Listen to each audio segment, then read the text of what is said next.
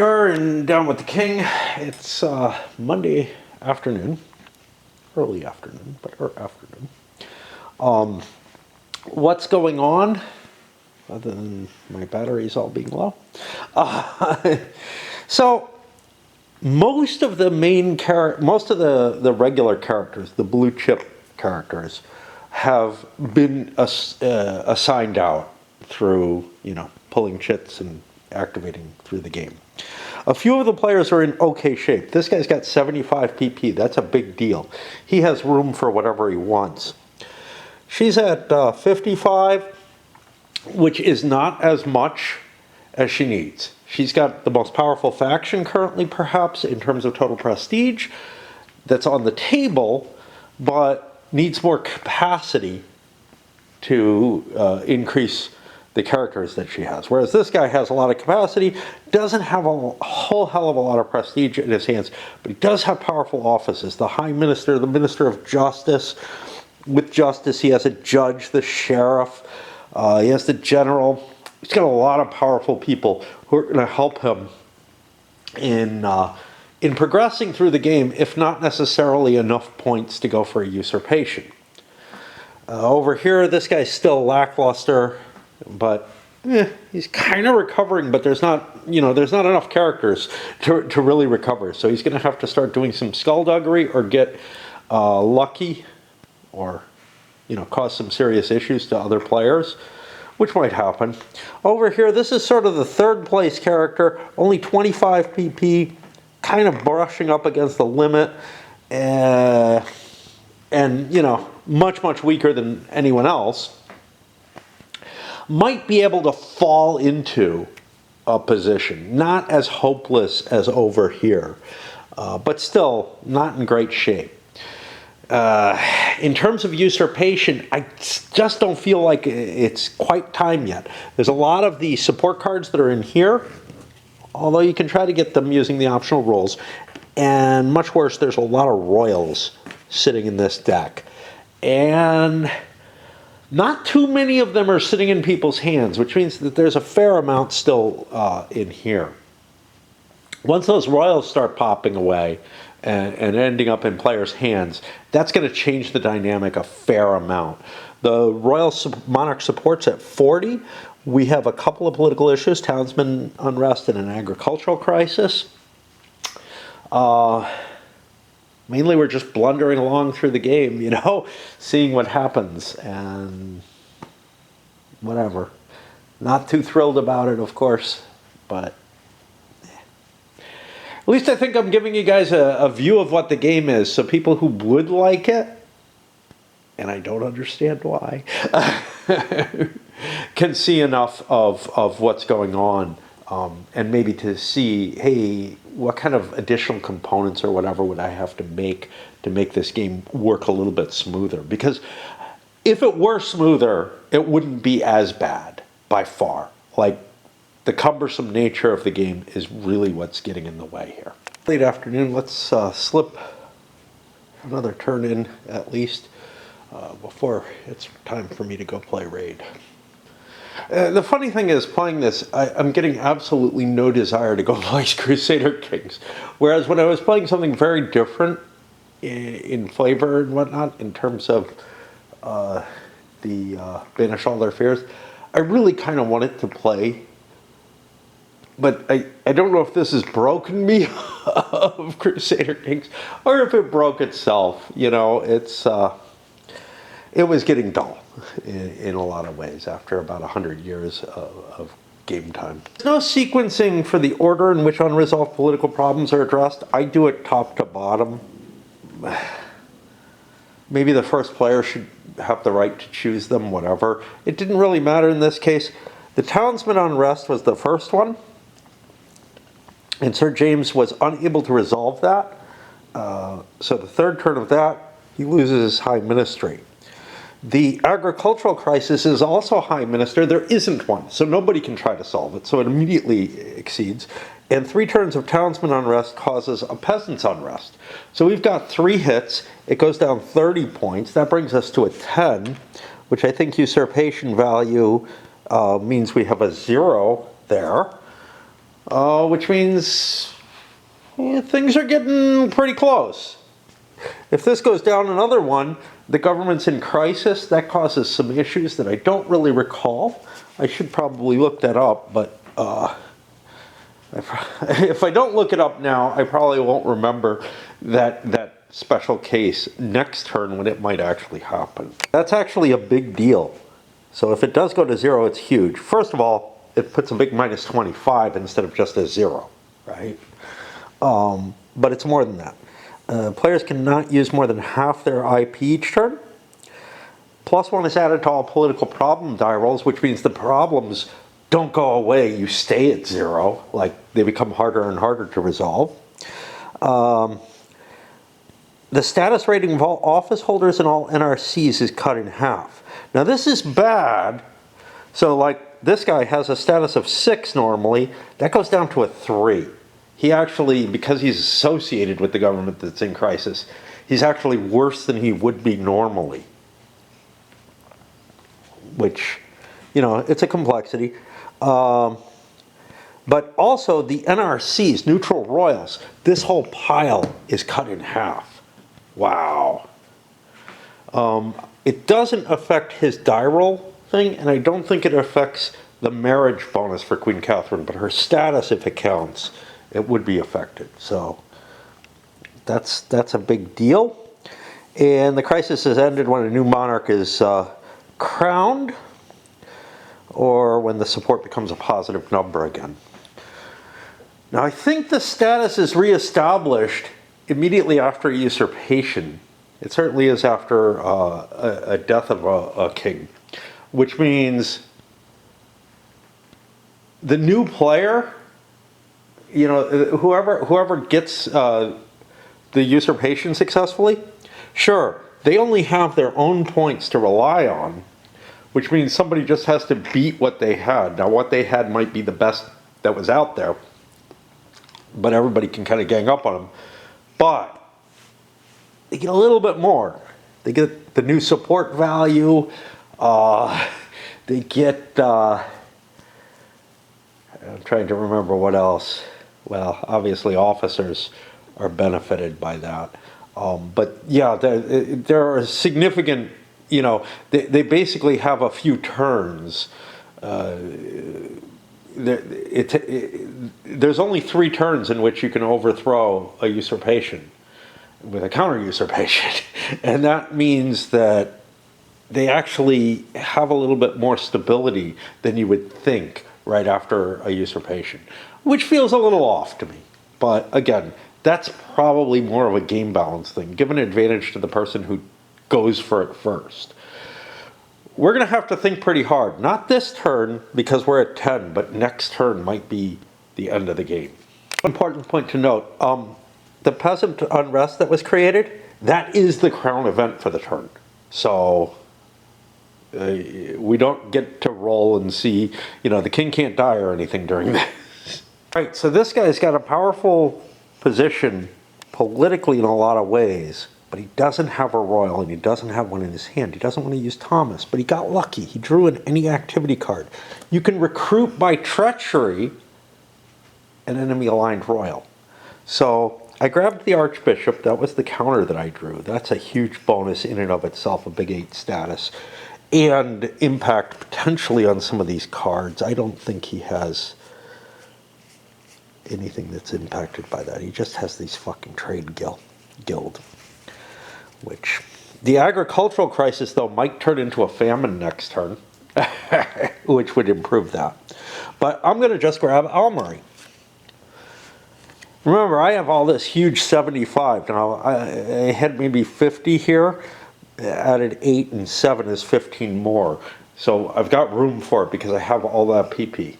Counseling, I tried to enact a military response to that, which would have gotten rid of townsman support by, you know, cracking down on the town. The magistrate went against me on it. I had a couple in favor. Ended up getting a PP out of it. There was one other thing I wanted to talk about here that I was able to try, and now I forgot it. Fuck me.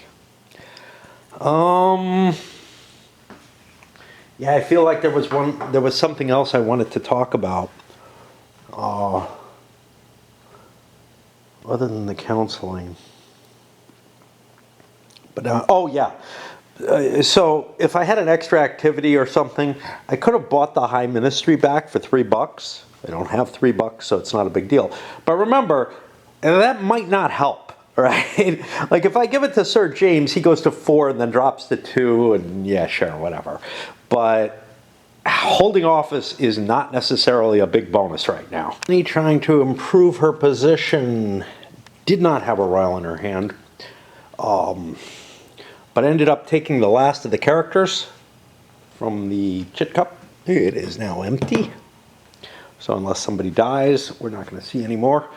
I think people get an IP for that. And what else? She went on the lousy craft table because she's got too many penalties on the stuff she wanted. Business speculation. I only had $6. I wasn't able, or $4. I wasn't able to spend 3 of that 4 because you can only spend half. Rounded down unless you're at 1. Whatever. So I went on the table and I grabbed a person, and then for counseling, I tried to increase tariffs, which would get rid of the trade guild card. I got another PP off that. Oh, I forgot about something that you can do throughout the game. When you're consulting the prestige table, you can buy a modifier to the prestige table. I don't remember how much it costs. It gives you a +1.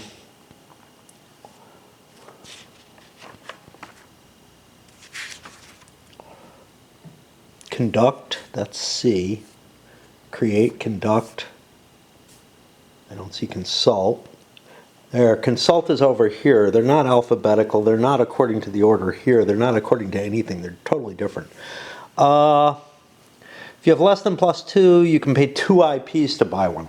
I've just totally neglected that. I don't think I've ever played with that in mind, but that's not a bad choice for trying to get yourself ahead on one of the big tables like patronage or business pursuits. Just throw more cash in, get another +1. At least to build up your initial bonuses so you don't end up stuck with a -2 on one of those good tables right at the start and then just not being able to hit it. The thing is, IP are not necessarily easy to get early in the game. And this is a reason the craft table is still a powerful starting table to go with. Although if you do have a starting advantage of a plus, I don't think you take it on the craft table. I think you take it on patronage or business speculation, just because they're so valuable. So, I've been screwing up by not taking that advantage. I've been looking through what I can do here. And this guy has, he got 2 IP, one from this, one from not having a chit there. He got a card that he can't really use. He kind of has nothing to do. I think I rolled on the craft table already, and I'm trying to figure out what else can I do. I don't have enough points for Princess Anne. I could, of course, make a henchman or a monarch's counselor. Monarch's counselor is actually more valuable than I've been allowing it to be. But I'm at 12 cards. The big issue is, what do I do with my second action? I could buy myself another title. That's a lot of money for something if I'm not going for the win anytime soon. So the title table, it would cost me $3. I actually have enough that I could do that. But I think I'll just play the Monarch's Counselor and get the advantage out of that rather than the ambassadorship to Kronos. I'm not allowed to do it because I am ambassador to Kronos, and you can't just resign your position, which feels a little goofy, but you can resign it if you're going to another position. But a Monarch's Counselor is not a position, and when you have an office, you lose the Monarch's Counselor.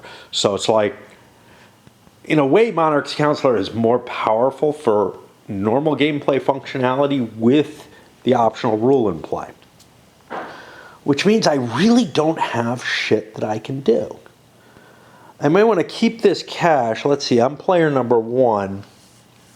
Yeah, the good tables aren't available. And I keep forgetting the fucking sporting table, which actually isn't a bad choice. And going for craft, yeah, sure, I got a +1 on the craft. But in the situation I'm in, probably the sporting table would have been better. So I think I just throw away my second action, which is all too often what I feel like I'm doing in this game, is unable to perform all the actions or unwilling. And the only thing I did here, Literary Pursuits got me a PP, not great. And grab Jane. I have enough PP for her. And that's that gets me to the end of the turn. I think I have to create some more PP. And I think it's probably about time that I play Raid. But I will likely be up again today because there's clan versus clan action in Raid, and I kind of want to hold off a lot of my energy and whatnot until then. So it only takes a couple hours to play before that happens instead of the usual 4 to 6 hours. And then there's going to be the clan versus clan, which means I'm going to be putting in a lot more time, just like I do during other events in the damn game. So we're talking more like 8 to 12 hours a day. Yeah, my addiction sucks. It's a sort of an ironic revenge that like gacha games have gotten on me. Because the ones I used to play back, when I was working or whatever, I would often feel like, I can only do a couple hours of stuff and then I'm out of energy and I don't want to expend resources and, obviously I'm not going to spend real money on these things, right, just to get more activity. But there would be times when I just felt like, wow, I really kind of hate playing these online games where I'm limited by time, playing essentially. Early on, when you first start them, they cascade all over the place and, you can play as much as you like. And I was kind of expecting that of Raid, which was that for the first week or so, I would be able to play as much as I like. And then after that, it would kind of bubble down to, I can play a couple hours and at most, a day. And maybe another hour later in the day or something as energy accumulates. And in a way, it kind of hit that for a while. And then I sort of got better at this, learning, from online resources, but also just from playing the game, to the point where I'm like able to generate so many resources and whatnot. And, learning what's valuable, what's not, and energy is very valuable. So I try to save what resources I have to expend on energy. And I just find myself able to, play far more than I want to, right? Like that. What normally happened was I was happy with the 2 hours a day or whatever that I put in, especially since I usually did it while I was working. It was just, lean over, click something, then go back to work, That's very much the taste of most of these games, is that you're not actually doing much. You're not paying much attention to the game most of the time. So I watch videos instead of, and every now and then I have to stop and think about something or whatever. But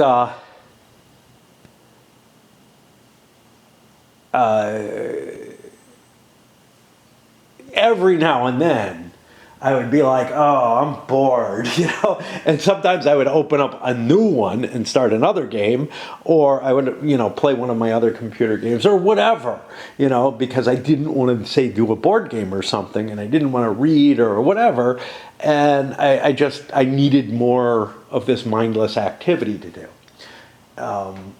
Unfortunately, Raid has, filled my life with mindless activity. Well, here it is, Tuesday. I don't know when. A little afternoon, maybe. Playing Raid pretty hard, but, Now I'm stepping back from it because it's pretty clear we're not going to take this one. What are we doing here? You know, we're ready to start another turn, but like I've said, we're getting kind of close to the amount of points that might be needed for someone to topple things. There's so many cards in here. Now there's the opportunity to try to gain support though, and the deck's getting small. Might be the time to do it before to start aiming for those before the deck gets reshuffled and then they're not available by obtaining either foreign or internal support. Those are hard die rolls though. They're like 1 in 6 chances and you're blowing an activity for it. But no more blue chips, and that means you got an extra action basically. The third place player ends up going first and buys the High Ministry position, getting it on Sir Maxwell. Now, I'm running close to my limit here, but I'm a little worried about these two other players. They're ahead of me. I'm pretty sure I'm not going to be able to throw a coup, or whatever, a usurpation. So I'm going to try to improve the situation, and I believe everything is the High Minister's fault right now, which means all 3 problems. Let me check the agricultural. I'm not positive about that. Is there a Minister of Agriculture? No, there's a Minister of Trade who's in charge of that. So 2 out of the 3 are in his hands. But, you know, I put a good leader in and figure that I can have some shot at fixing the issue. So we'll see how those work out. And both of them were failures, rolling on like 4 and a 3. There are just too many characters out there who have influence over it, and she doesn't have them. But the Minister of Trade, with her support, actually solved the issue, but we're still at a Monarch support of 0 as we go into the Crown Events table. Let's see what we got. Nothing tripled up this turn.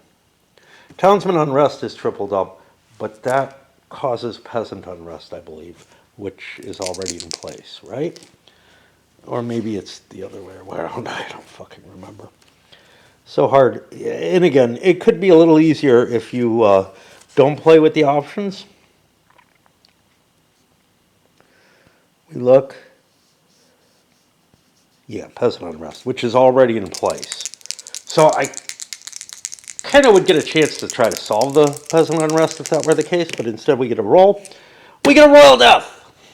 Excellent. Who dies? 32. Now I think this causes a funeral. Edward. So Edward is dead. If anybody has his card, it's useless. It's still in the deck though, as, you know, a non-criminal card that is worthless. Okay. What is the effect of a Royal Death?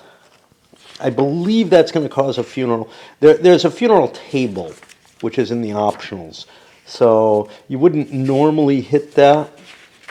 So let's look in the optional rolls, because it wouldn't normally be in... Anytime when a character dies, any and all players who wish to attend may attend.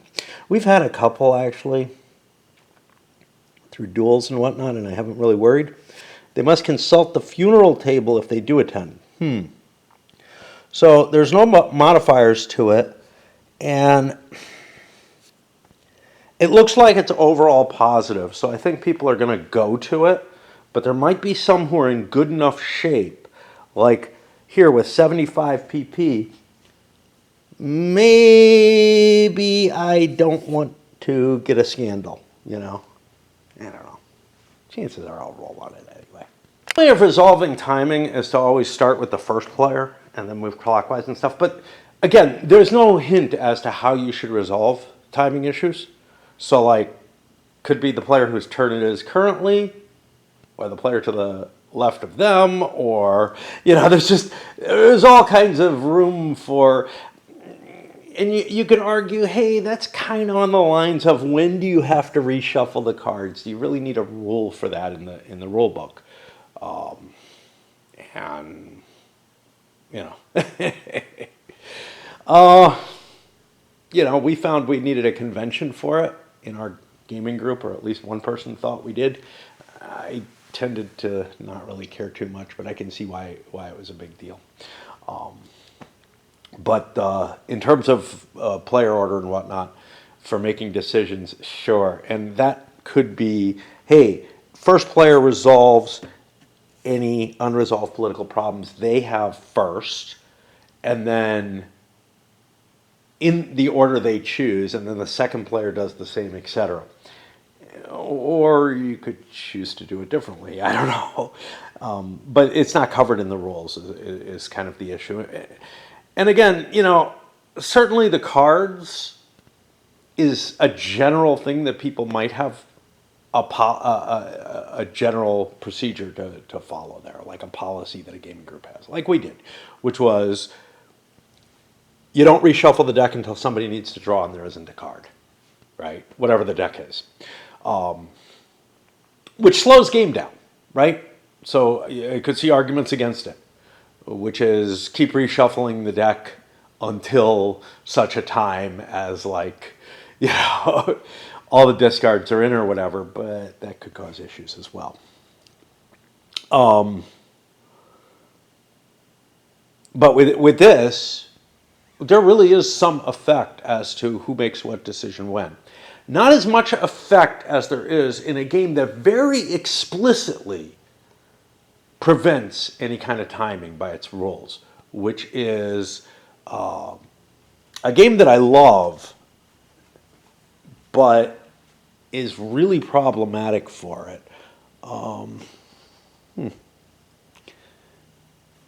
It's going to be after the Civil War here, which is Pax Britannica. I have that down there. It is a really cool game in so many ways, but the timing issues without some kind of additional rules to it absolutely ruin the game. Like, they make it so that essentially everybody's waiting around for everybody else to do something. And you have to impose some kind of rule on it beyond that. And then once you do that, it starts intruding into the game, and you begin gaming the rules that you've put into play, which is weird. I'm really delaying the game, am I not? Let me roll some funeral tables. Well, I can just do them. I'll start here. Sure, I will definitely go.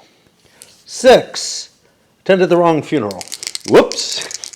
And I mean, there's a lot of this silliness in a lot of these tables. It's kind of fun. Yeah, I'll go.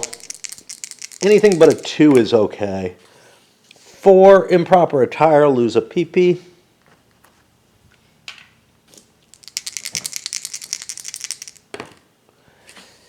8, showed sympathy, gains 1. This would again be better with sliders or something else instead of currency. Especially for the PP, because you don't tend to spend that. That's just a number you have. But there's a lot. So, I mean, they could have saved a lot of money by not printing all of these counters that they made and instead provided, along with the other tracks, a per player track that handled things. Or you could even just keep track of your money on, I don't know, yeah, I actually think that would have been a wiser choice. And that gets me to our last guy, and he'll probably get killed or something because improper attire, lose a PP. Is that a problem for him? I know he's kind of, she might be close to the edge too. Yeah, we got to recount the people. So this is actually only 1, 6. I'm fine. 7, 8, 9. Okay. But I got to count her because I think she was close to the edge. If the government's in crisis, it may not be that big a deal. time to do some eyeballing. I look at my status here and a guesstimate as to what my die roll would be here, and I come to about 36 points. I'm thinking about going for it with this one. Here I look, and this is, I don't know, 11, 31, that's not in here, 40, 50, call it 60 points, minus 25 for the government in crisis. Right? That's getting me to about 40. I look through here. We have a townsman support. There is townsman unrest, so that's going to be a die times 5. That'll be about 15 more. I think I've got a shot at it. The question, of course, is, will I be bigger than these other players, or is it better? Like, it's just a problematic situation across the board. I'm certainly going to take my turn first, so let's go ahead with that, and then make my decision on whether or not to go for it. Counted up the total points for these two players, and this guy, I believe, ended up below. Now I got to recount, I guess. I think she ended up at like 50 or 60. I got to recount. This is what's horrible in the game, is like, you know, you've got this constant counting and recounting of what you got. So even if the PP track was there, I'd also want to have counters to track what your actual, how much prestige you've actually eaten up of that at any given time is. Yeah, I know. I have my complaints about number tracks that you have to maintain state on. They're a pain in the ass too, but they're not as much of a pain in the ass as the problem that they're solving. This guy is well in the lead. He's got about 50 points sitting there by my guesstimate. Over here, we have no monarch or no royal aligned with us, which might mean they have to go with Crappy Thomas. He's not going to help much. And they're only like a point or two ahead of us. So we're actually in pretty good shape compared to them. So we want to do bad things to them. Now, luckily for us, we have a scandal chit. We also have some other opportunities, like we have things like assassination, but I don't think you can do an assassination. You need an intrigue event counter. So you need this combination of the counter and the card. This would probably be confusing to some players who are used to, like, I have the card. Yeah, but look at the chart, man. Queen Catherine, can't use her yet. I have one support card, a lot of assassination. So, but it looks to me like exposing the scandal is the best thing. I'm going to zoom in on this turn because I think this is the key turn in the game. Of course, there's a possibility that, you know, in 2 or 3 turns, it's the key turn again. Expose a scandal. Informers, give a -1, and only the player exposing can do it, and +1 for the object. Well, informers help in a trial, but I'd like to get the success first. It looks like it's just not going to happen, though. I don't have anything for that. So we go over here, and do we have any informers? That's helpful for the assassinations and whatnot, or for a treachery. No. So now we're exposing a scandal. We go on here, and we just roll dice, and it's just a pure random roll. This is one of my 2 actions. I get a 9. Rumors unsubstantiated, no effect. I think that's my only real chance to do a lot of damage to someone. So now I flip over to the optional rolls because it's time to take a crack at things, maybe. Okay. See, I might be able to steal stuff by this. So what I can do is I could do foreign support anywhere where I have a friendly aligned character. Well, that's Bess is in. I don't even know if Bessesen has foreign support cards. It's weird, so I don't really want to chance that. So let's look at Fandonian support. The High Minister can go for Trade Guild, Merchant support,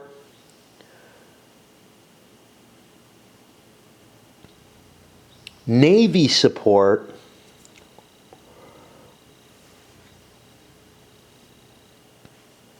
Townsman support, or Peasant support. Now what I know is that there's a bunch of Peasant supports. So I'm going to use my second action to go for that. I need a 6. I don't think there's any modifiers on this. So I'll just roll that. That's my second action. I don't have any extra activities, or I could keep plunking around on this. Now comes the question, do I want to go for it? Do I want to go for this? When there's somebody who's stronger who can take it, and I might be in a better position if they fail. Well, if they fail, I know I can't do it, right?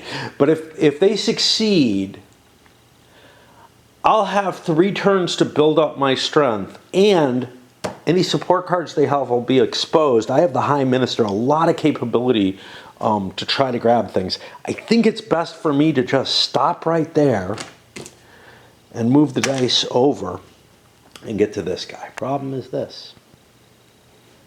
Intrigue and Treachery card. I'm going to do a recruit a character by treachery and grab Philip. I believe I'm allowed to do this. Let's check the rules, because the rules are always the issue. And that takes away her big advantage, is that she had a royal heir, he doesn't. Well, so we look for operations, or whatever they're called, actions. We look, we look, we look. We look, we look, we look. We look, we look. We keep looking. This is the game. Just figured I'd let you see it all again. Yeah, an enemy aligned character or enemy aligned royal character. I believe there's no counter to this. And that is why it's so powerful. So we grab this. I have enough points for him with the big 75 here. Got one more action. I didn't get an extra activity. I got to gain 1 IP, so I got like 2. I look through my hand. There's nothing I really want to do. So let's look at my jobs over in the options part of the rules. Again, time to consult the rules. And look, there's so much of this game that, you know, isn't sort of common mechanisms, that none of it, that you know, the vast majority of the game does not become ingrained, at least to me. Maybe some people can memorize everything that's involved in the activities chart. Maybe there's better player aids available online or something. But, okay. So what jobs do I have? I have the general, which can get army support. That's powerful. I have the archbishop. That could get church support. Which one do I want to go for? I know there's an army support in there, vaguely. So that's what I'm going to go for. I need a 6. Same as the other guy. I don't get it. But I'm going to go for it. And at this point, we do a calculation, because I'm declaring the usurpation. Oh, I could counsel the monarch first. No, there's no monarch counseling, I think, when the government's in crisis. Again, something else I have to look up. It's also not really worth it. I could lose a job, and that could be useful. Yeah, let's counsel the monarch. Although it will depend on the job, because I have the trade guild support. No modifiers to that. Okay. So what are we talking about here? Government in crisis. We have to find the rules for that. That's near current events? No. Near political problems. That's what I thought it was near.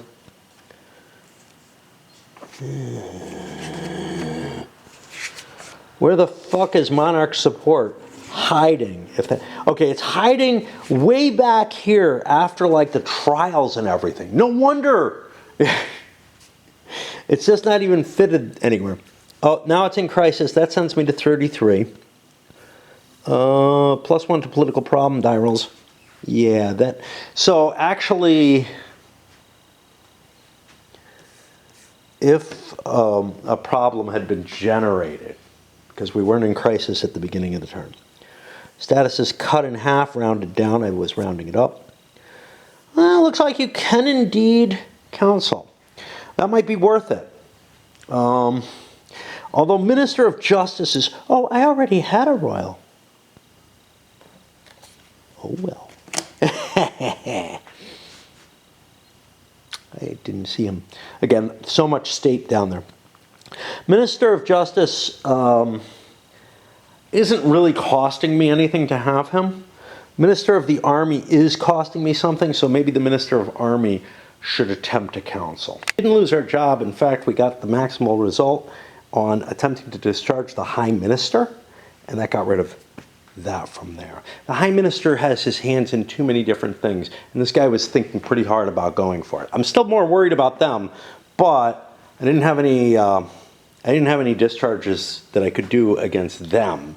But the High Minister I can hold responsible for this. And he was just elected or whatever. Which means, honestly, I should put parentheses around these again to indicate that that would be a new appointment there.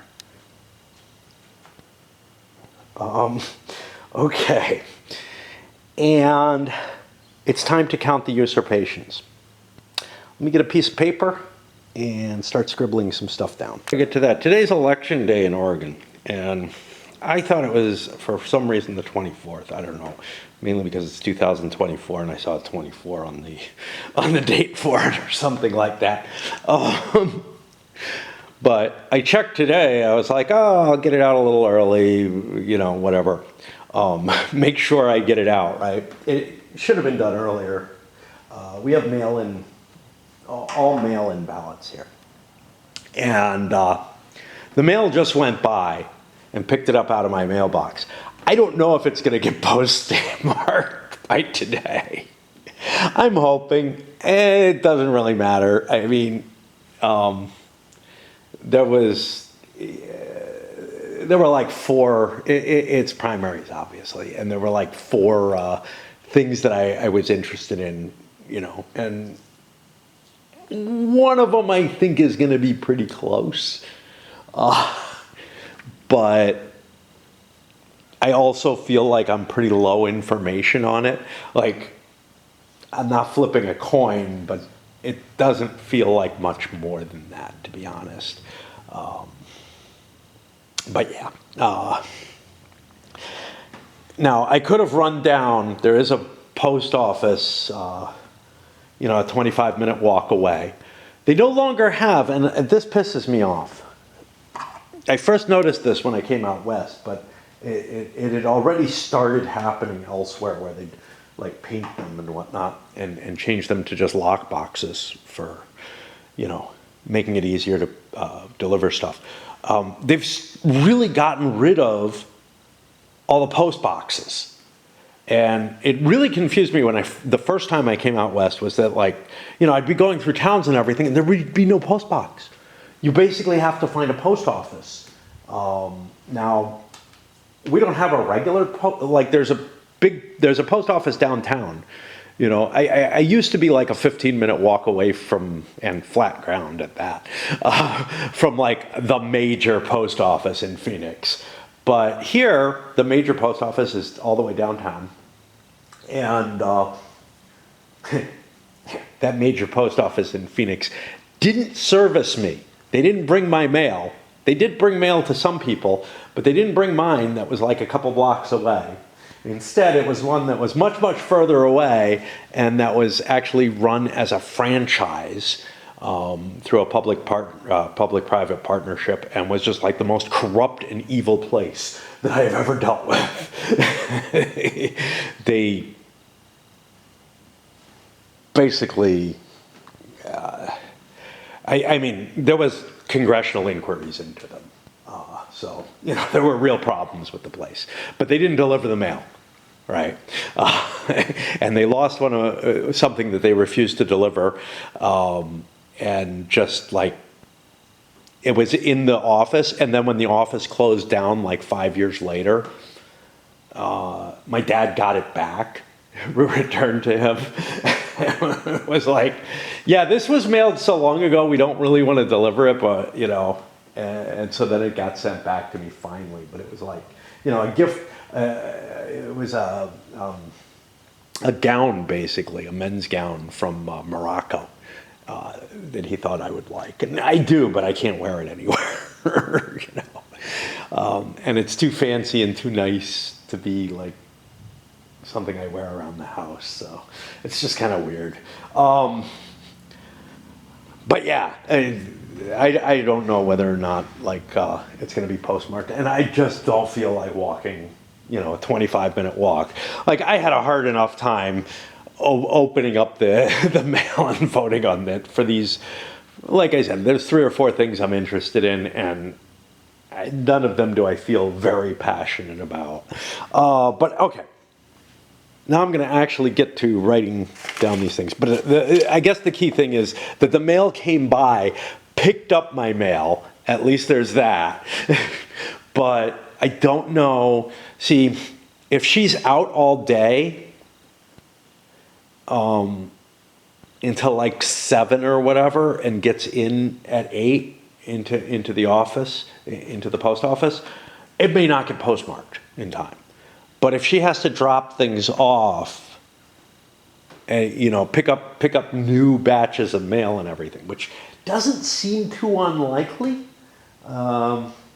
Sometimes they used to come by here at 6 or 7 p.m., but they're starting to hit this hill earlier. And like I said, it's like probably like 1:30 now. Anyway, I got to get to writing my numbers down. I really don't want to do this. I hate doing this. And also, it's not like the game just ends when you succeed.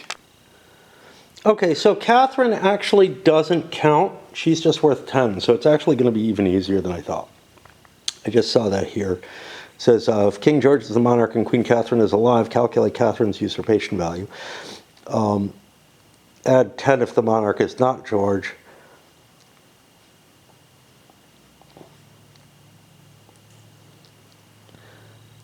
Is that a common? No, add 10. If the monarch is not George and the monarch is married, just add 10 and you add the status value of the marriage. Okay, so let's take a look at what we got here. Let's see what the player's points are. I'd rather see the monarch's points first. I know they're marked second, but so I'll put that here. This is I probably shouldn't be exposing this. I don't think there's anything important on here. Yeah, anybody want to pay my trash bill? It's got the account number there. I think that's about the only thing you could do with it. I don't even think you can pay. It's really a shame. It's like people can't just randomly pay other people's bills. It kind of makes sense because it would happen by accident. Okay, so just making sure I wasn't like giving away credit card information or social security or anything like that on there. I think my trash account number is safe, though. All right, so we're looking at this. Monarch's usurpation value. So he gets 2 dice times 3. 7 times 3 is 21. That's about expected, I guess. In fact, exactly as expected. Status rating of all NCs and NRCs don't count Queen Catherine. Thomas is there. I think he actually does count from the way they worded it. 10, 20, 29, 33. He's kicking around. If one or more players is going to use him, he wouldn't be there. Okay. And you can't use him if you have a royal heir. If King George is the monarch and Catherine is alive, calculate Catherine's usurpation value, which is 1 die times 2, which, yeah, plus 10. So that's going to be 16 more.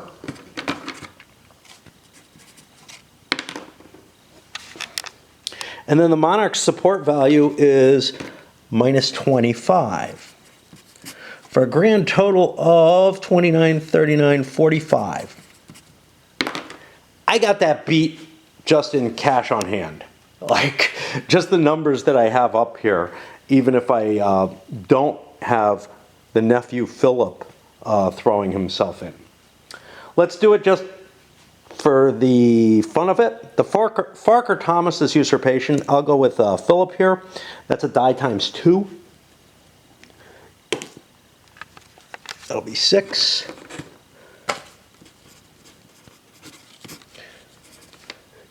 Not too good. PC status rating doubled if married. Let's find my PC. My PC is Deborah. That's 3. Why am I doing this way? I don't know. Because I'm also going to add everyone else into play. So that's going to be 3, 6, 7, 8, 9, 10, 11, 12, 13. They're not married. They're not in a lesbian relationship. Now I forgot. 3, 6, this is halved, 7, 15, 21, 24, 25, 26, 27, 28, 31, 35, 42. I'd actually be better off going with Almery. That puts me to 43. And we'll try to get Almery on the throne. I don't have to choose the highest ranked. You can see I'm already ahead. Given that I know I'm going to be ahead, would I have played this? I think I'll just hold on to this card because it kind of hides things. The question is, of course, did I have to play it before the dice were rolled? I think I probably did. So I'm going to play it. So that's going to be a die times 2 because there is not a famine.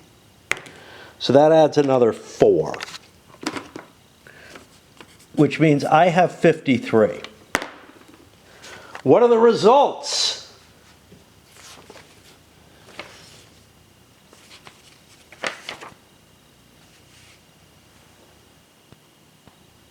And we look through the rules, and we look through the rules, and we look through the rules. The attempt succeeds. Yay! The monarch is killed.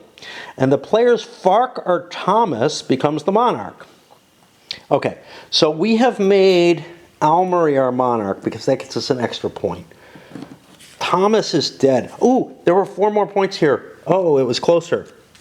I didn't count the monarch status in there. So this was actually 49, and this would be 25 or something. I don't know. Oh no, the monarch status doesn't count. Yeah, so that's actually not even the case. The monarch status does not count because you calculate as usurpation value only. Okay, so we've made Almery our monarch, still royally aligned. King George is gone. Queen Catherine is just part of the deck now. Alan's still top in line. Let's find what else we have here. A monarch who has gained the throne by usurpation is a FARC for the rest of his or her life in the game. The monarch's support, it's a FARC, so you can still treachery them. I don't know. But if you do, your 3-turn counter starts again as you treachery them. And that gives you kind of the Woodville situation where Warwick loses control of Edward and all that, I guess. No office holders are discharged, no event cards are discarded, and the turn continues. The crown event's next turn will be court ball. Can we remember that? I don't know. We will try. All right. So, we had a successful usurpation. And honestly, I think it happened within a reasonable amount of time. But it happened to the player who managed to get really, really lucky on the prestige tables by getting the plus bonus in patronage, by getting the top roll, not the top roll, but the second highest roll, by getting an 11 on the patronage table and being able to, put down another 25 PP, right? Okay. You may have actually gotten 2 good rolls on there. However, as we look at the numbers that we had there, right, we were looking not at 49, it's 4 less than that, 45. Let's take a look here. This would have been 8, 9, 10, 11, 12, 13, 19, 20, 21, 22, 23. I thought I was at like 36. Oh, 23, yeah. I had someone here, so I was counting 14 in there, so that would be about 37. Plus, I had a support card. Plus, I had Jane, who I think would have halved the Monarch support rating, which was a big 21, so that would have been 10 more off. So this guy had a shot, and this one probably did as well, although they would have been using Crappy Thomas. So that would have been a closer call. I don't know.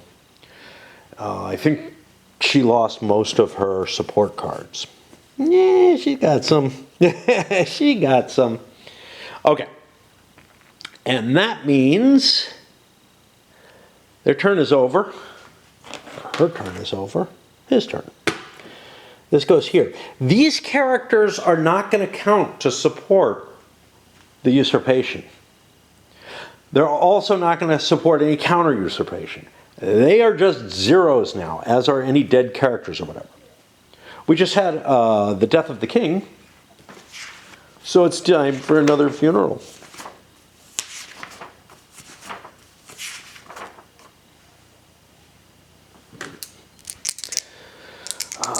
Over here, do I want to go? Sure, why not?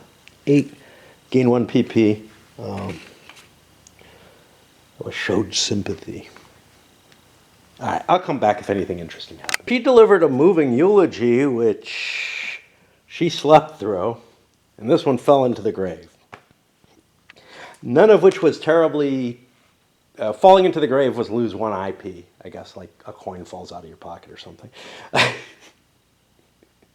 To me, I would think you'd lose prestige off that, but, like, I don't know. But I'm okay with that. All right, that means we have... The eraser goes over here so it doesn't confuse me. We have 2 more players to go. And this is a fairly strong hand. We know it generated 53. It's not guaranteed to do that. There was a die roll here for Almery and a die roll for the Trade Guild support. Those could go better or worse, but we've got an idea of what the target number is like. So we're going to have to consider that when we look at our own. Now, remember, ours was like 37. So, maybe? Got one thing, and this is why she should have gone for it. Monarch support is reestablished. 2 dice times 10. It's back up to 90. And that changes everything, because a 90 is plus 20 instead of minus 25. Now, the minus 25 wasn't counted in his value, but the plus 20 is now. So this goes up to a 73 instead of where we were kicking around at, which, was 53. If you can do it, you want to go for it, I think. If you've got a shot, you want to go for it. The problem is, of course, but here's the thing. If this didn't roll a 9, if this rolled a 5 instead, right, it would be a 50. Within 3 turns, probably, with all the players working against the Monarch, probably things would go badly. Of course, the Monarch is going to work really hard to help solve problems, but deliberate incompetence can come into play in order to guarantee that they don't get solved. And so the Monarch support could drop very fast when there's a player in charge. I have calculated her values, and she's going to go for it, even with that plus 20 on the Monarch. The main reason being, I have a fistful of good event cards, of support cards, that I think are going to make up the ground. So, what I want to do is I want to get more support cards. Unfortunately for me, I don't have an intrigue. Look at all that support.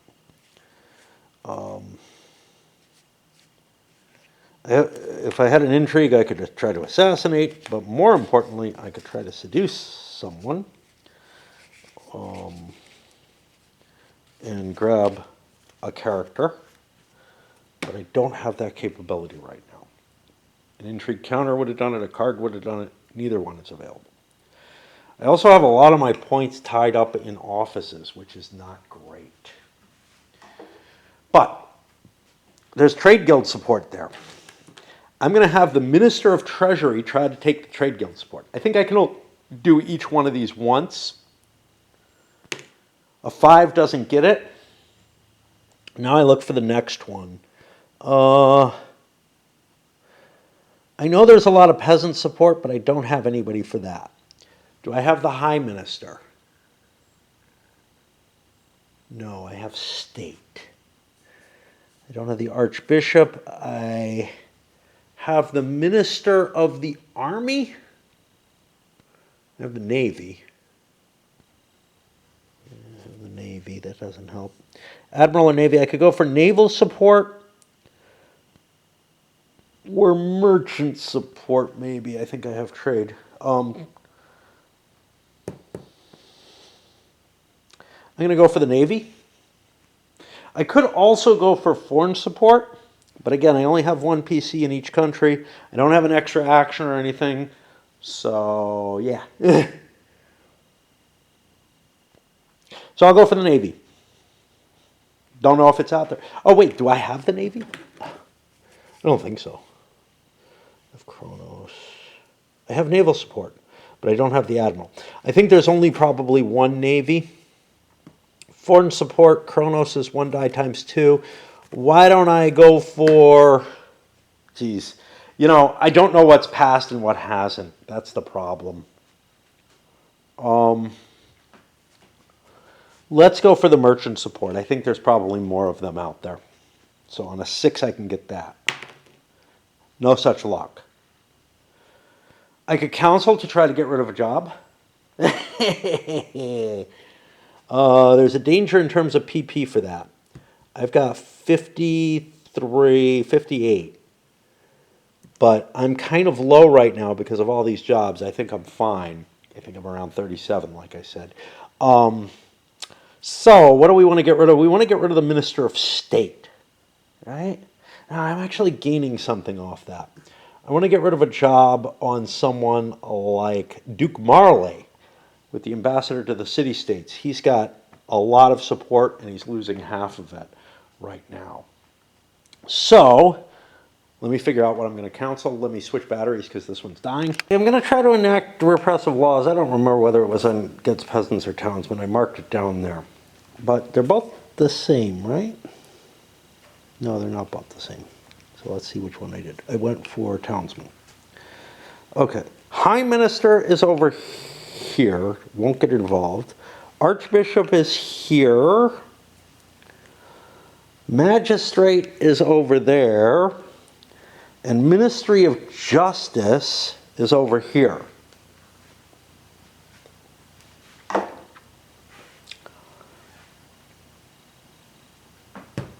Here's the question. I don't know who wants what to be done.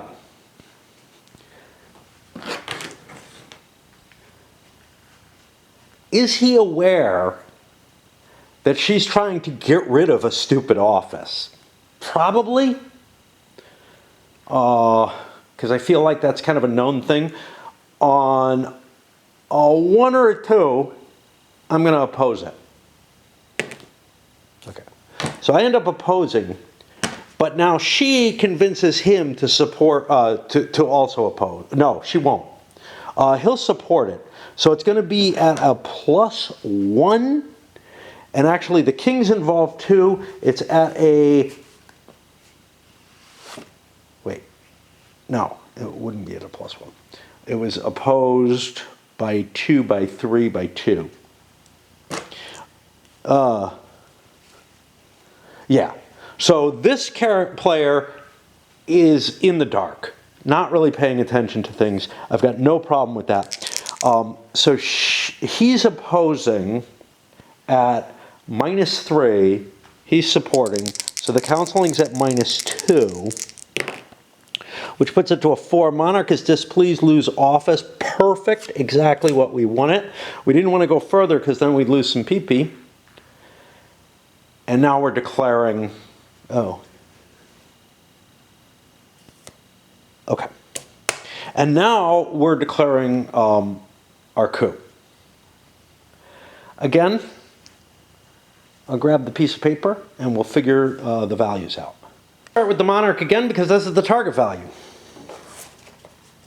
Has no cards to play, that'll help.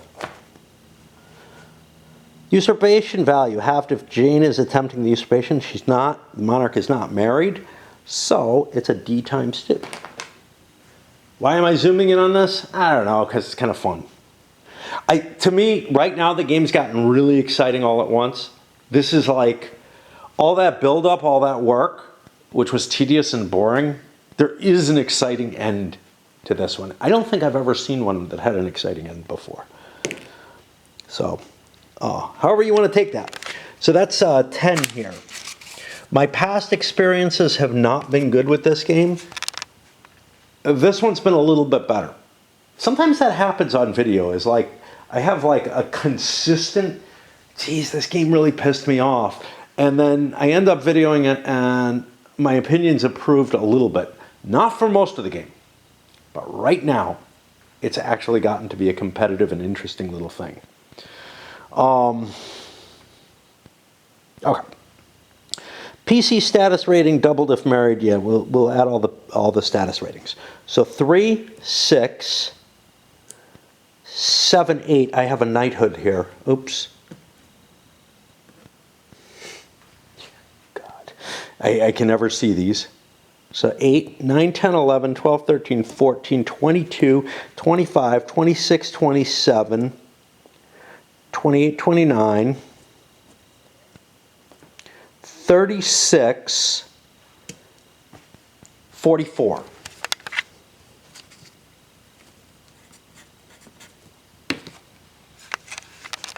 Support cards. There is no famine. She's playing all of hers. So that's only 2. And now the monarch support, which is at 90 now, which is plus 20. Getting us to 3276. Much bigger than it was before. But there's a price to being the reigning, to being in charge of, to having your FARC monarch overthrown. Which is one of the things, like, this guy would have, or she would have been wrecked because other people could have beaten her. So maybe she made the right move, I don't know, because she's not going to be able to beat this, I think. Okay, let's play these out. Some serious support here. Okay. And for that, well, usurpation value, I have to use Thomas. Thomas is half a die. Rounded up. Excellent. So Thomas is worth a big fuck. Yes, Thomas is worth a big fuck. A big 2. Next is the status rating of all the characters. Sorry. Yeah. Okay. So that's 1, 2, 3, 4, 5, 10, 15, 16, 17, 18, 19, 20, 21, 26, 30, 32, 33, 34, 35. Not as much status. Not a royal. No monarch support here, but a lot of cards. Let's see what they come up to. Okay, clergy support, 1 die times 2. That's going to be 8.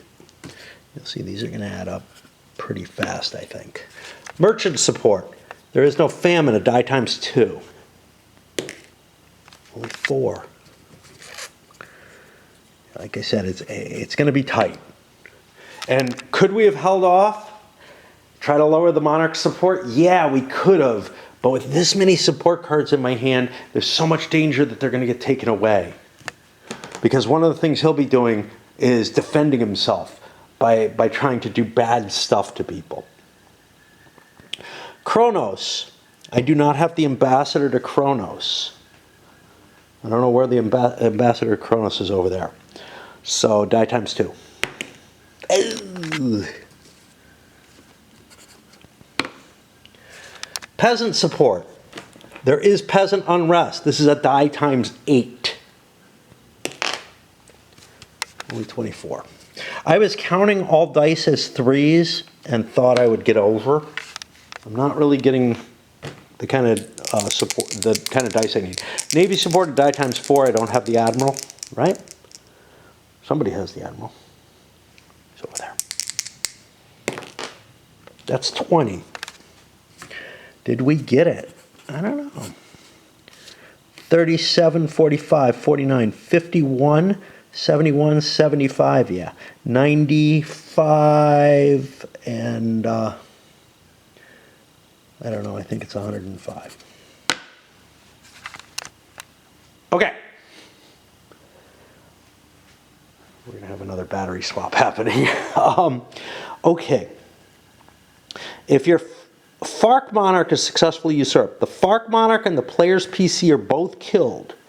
The usurping FARC becomes the monarch. The player loses all his support cards that have been played. That's this player.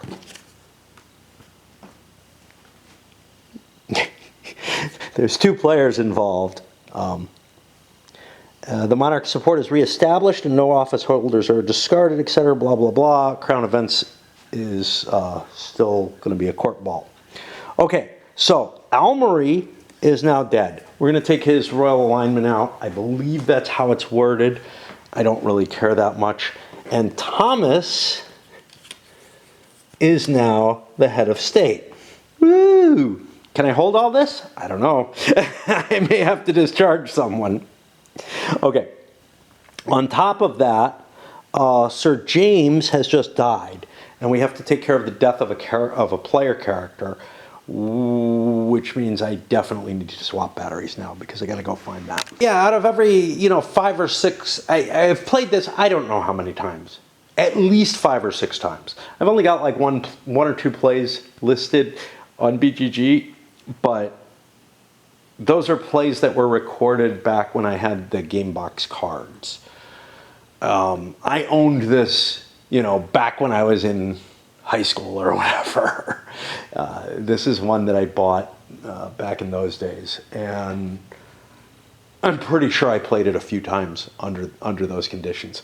So I'm guessing 5 or 6 plays at least, maybe significantly more.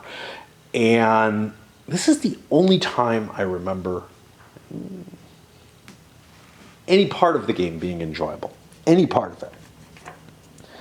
And, I still don't think it's worth bringing this to other players, right? Given the pain that would be involved in the main part of the game, just for this little bit of excitement at the end. There are other games that have just as much excitement at the end. How do we find out what happens when you die? You know what? Execution and death, 31. We actually have an index in this game. Most games do not. No, table of contents. Okay. If a PC dies, the player loses half his PP, half his IP, all table modifiers, all titles, a court ban, and any office positions on the character are lost. Has to discard 5 event cards and does not get a player turn during the current turn, nor during the next turn. He will not be taking part in any game action for gain or loss during the turns that he's missing. And I screwed up. The government was no longer in crisis, which means job positions were not halved. But if we look at this, he lost 3, 4, 5. I wouldn't have done the counseling that I did. But I lost a lot more than 5 up here. I had a lot of jobs in my hand. So we'll just leave it be because of the chaos of the situation. It still would have been a victory over there. She would have been in slightly better shape. I'm finding that out because I'm trying to count up to get under 39 PP now.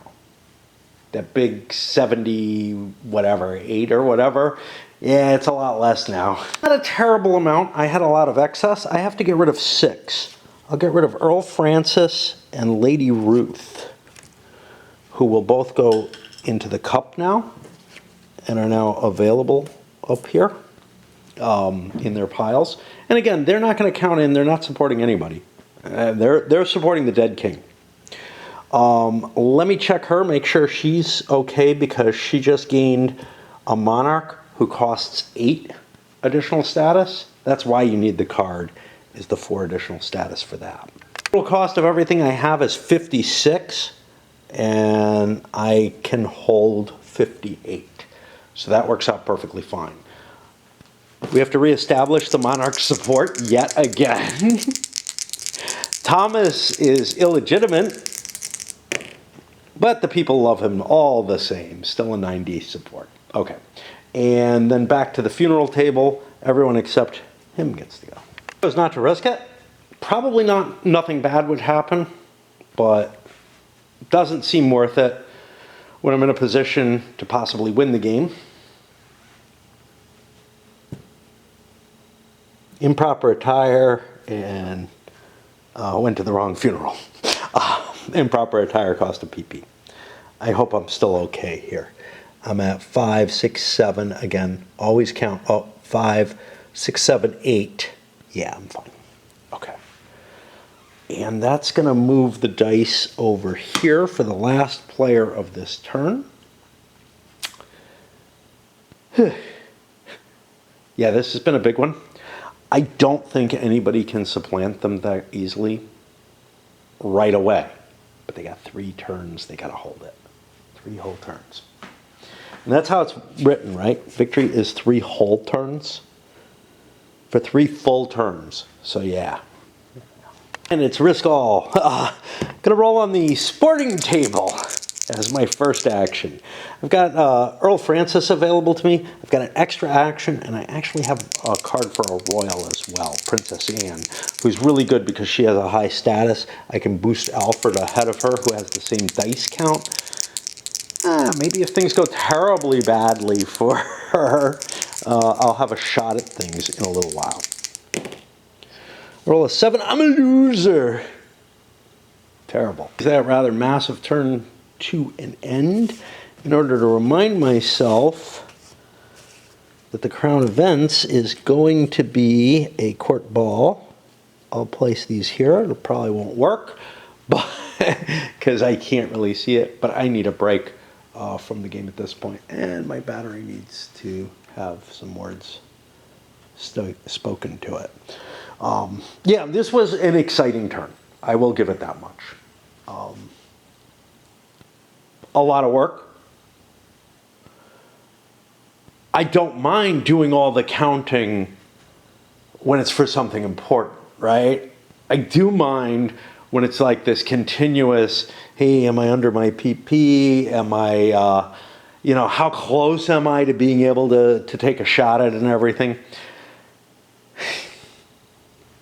But yeah, the fact that there was a usurpation and a counter usurpation, and there was a potential third usurpation, 3 people in the running for the game, that just astounds me. Like, I've never had one this close. I may have had a successful counter usurpation. I don't think so, though. Like, it feels to me like the game always got really, really, like, it went to somebody who got lucky on the prestige tables, and everybody else didn't. You know, it's kind of the thing. If everybody is doing okay, not only is it or a number of players are doing okay, not only is it a tighter game, but it also means that it takes less time to build up your faction to be big enough to beat the neutral faction, right? So again, I may be facing an odd circumstance here that the game actually ended up kind of close.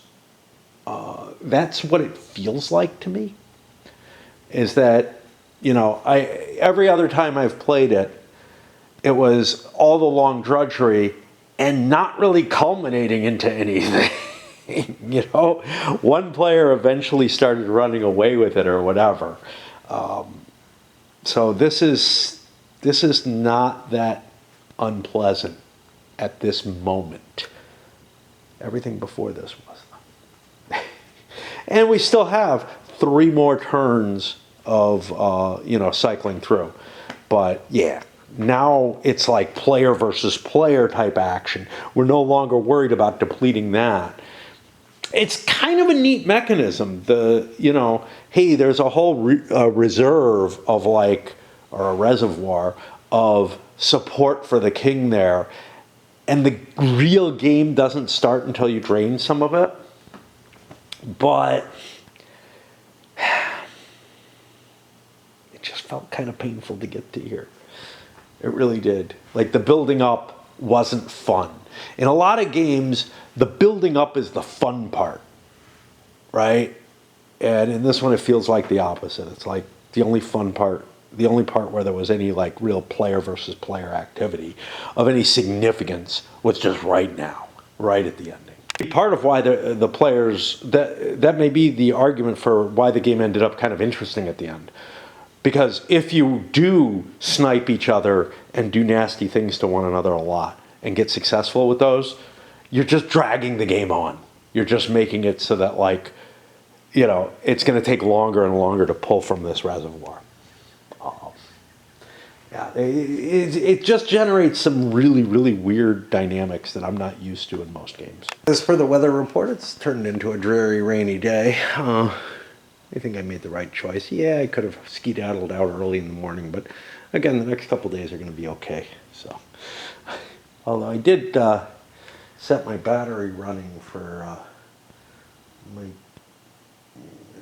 yard work tools, charging that up, and I didn't get outside and do anything. Yeah, that's life. Hey, I voted, man. That's good enough. I made it all the way down to the edge of the driveway with my garbage cans and my thingy. All right, time to start another turn. And, you know, to some extent, whatever excitement there was in the game, or is right now at this point, it is enhanced by the amount of tedium that there was previously. I don't know that I would find this all that exciting, except that A, I had to go through a lot to get to it, and B, I don't remember it ever being that exciting like that before. Take that however you like. So we're going to be starting over here. We got some political problems. I'll get back to you guys. Fortuitous for me to be first player. I spent what I had together an IP in order to grab the 2 offices that were available, High Minister and Ambassadorship.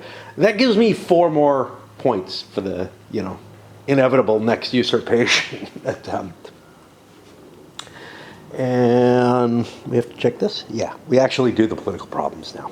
Having put the very effective Duke Marley in place and using the royal bonus for Thomas being the king, being a FARC monarch, allows me to cancel out the penalties that other people had coming in against me. Everybody threw against me, you know. He's like willing to like try to play it out a little longer. He's got like this glimmer of hope that maybe everybody else will destroy each other and he'll be like the last man standing somehow, or something. So he's back in the game now as far as he's concerned. But got rid of both of the problems and boosted the points, the Monarch support up to 110, which is going to make things harder.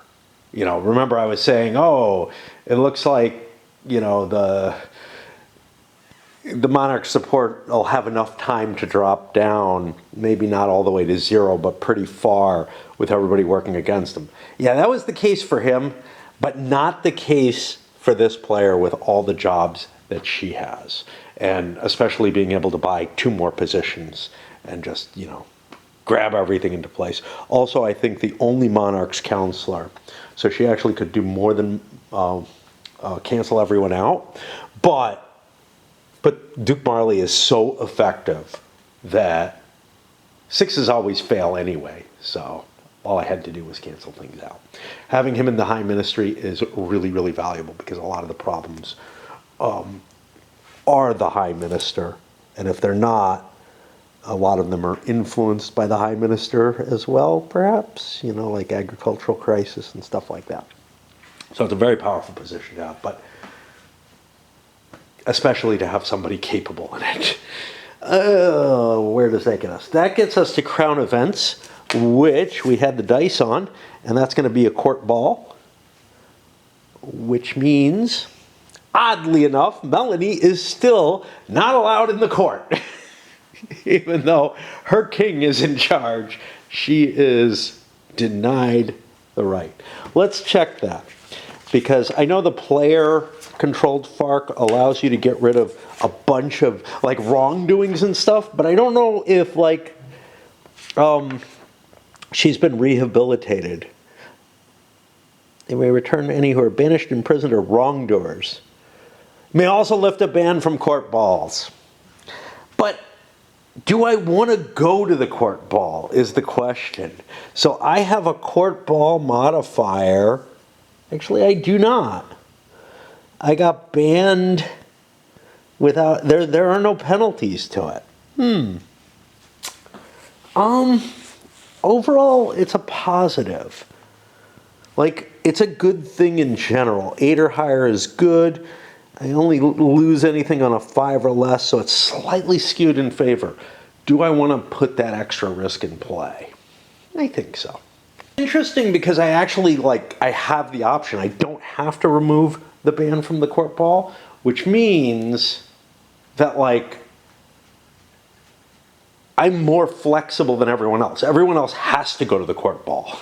She does not. Another person who doesn't and can't go because he's still a baby at this point or something. I don't know.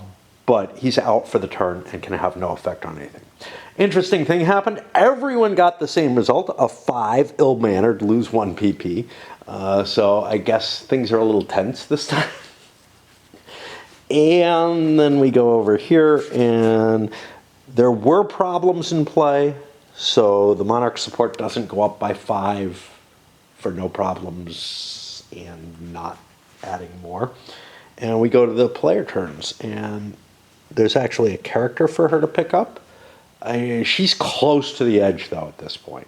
I had to count, and I'm going to have to count again to see if I, you know, because I was barely, like, I think I was barely able to add the ministry and the ambassadorship with all the points that I have. On the craft table worked very well for her. She got 5 of each on it. Mustard Lady Ruth still had an extra activity, time to go for support. I went for the peasant support. I know there's a bunch of them in there. Still didn't get it.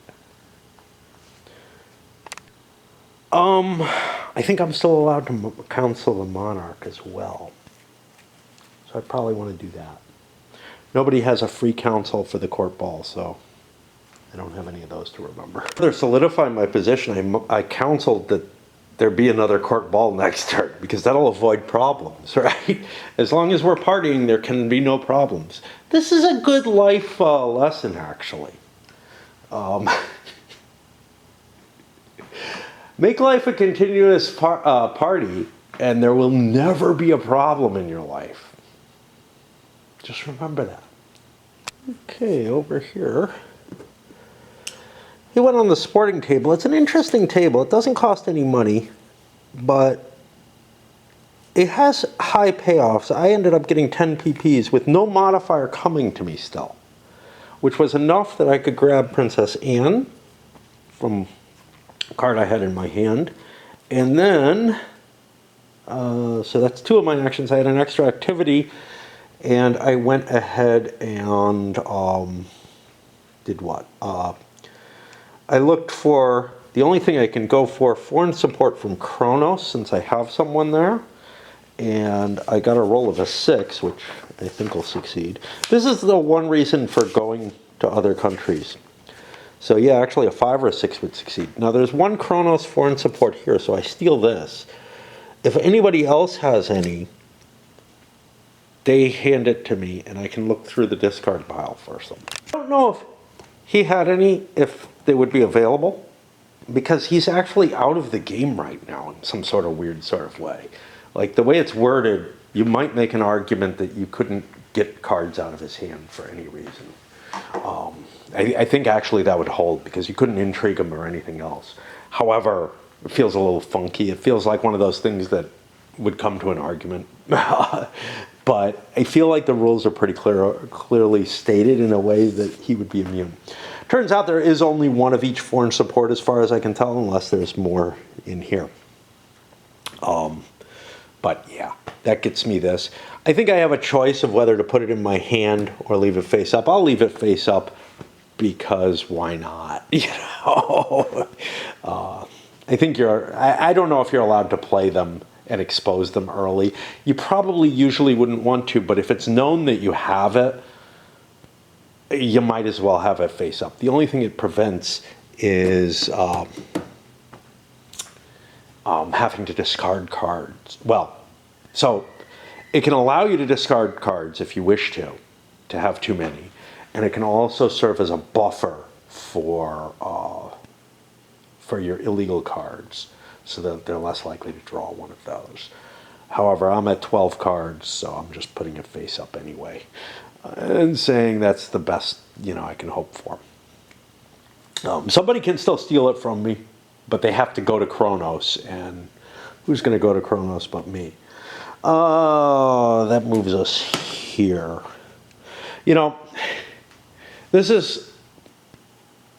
I may have quit the game before I got through the first deck, but this is certainly the first time that the game's gotten into the usurpation phases. And again, I'm playing with 4 players instead of 6, so that may have something to do with it. Without having drained the initial event deck. I'm used to that thing getting eaten up. And yeah, thing with more players, though, is that they will drain this quicker.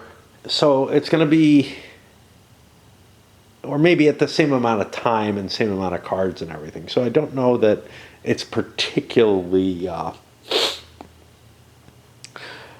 don't know that the game's particularly changed by the number of players. Certainly, you're getting a higher proportion of stuff in each player's hand, so you might be able to hit before this gets too weakened. But now, there's nothing there. But it's of no importance. Those are of no importance unless a royal randomly dies, or dies. So if Thomas dies, then someone succeeds to the throne, and I think it's Prince Alan, automatically. And if it was in somebody else's hands, they just become a neutral royal character. I guess that's a narc, a neutral aligned royal character. I don't think they use that anywhere. Okay. Scandal chit that allows me to expose a scandal. I'll go after our royals here. I'm trying to destroy her faction so that other people can potentially wreck her or something, or maybe I can. I'm just not in the position to do so quite yet. we'll see how that works out. I have no informer cards, unfortunately. Now, this guy has one, but he's not allowed to play it. Only the person actually exposing the scandal can do it. We'll roll on the table. And we get a 9. Rumors unsubstantiated. Okay, nothing there. Now, I don't think I have an extra event effect, but I have too many cards. I would like to do other stuff, but the best thing I can do right now is I have enough points I can grab Queen Catherine.